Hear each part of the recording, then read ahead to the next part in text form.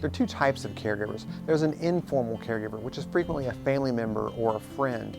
Then there are what we call the formal caregivers, which are hired caregivers or paid caregivers to help take care of people.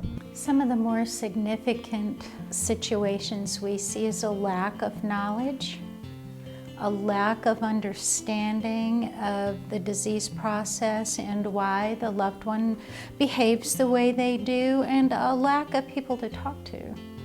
Caregiving is extremely important. It's considered a job, and one of the things that's important to do with your primary care physicians is to be sure the primary care physician understands that you are a caregiver.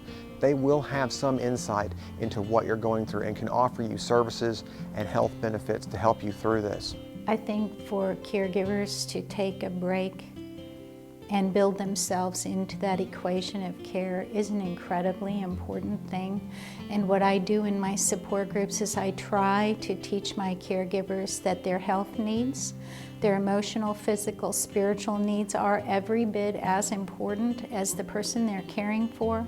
And to take a break is incredibly important, but it's a very difficult thing to do. I mean, it's stressful to know that the roles have been reversed in a way. I mean, it's a process when that happens, but when your parent becomes somebody that is more and more dependent on you and those roles switch, it's unfamiliar and it's kind of disconcerting at first, and it takes an adjustment.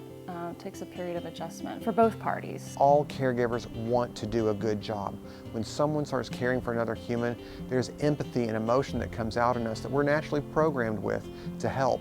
However, over time, especially without proper support and proper education, this empathy can give way to frustration, feelings of inadequacy, feelings of lack of empathy, and can lead to almost a self-punishment type syndrome that caregivers should never have to suffer through, both paid caregivers and family and friends that are caregiving.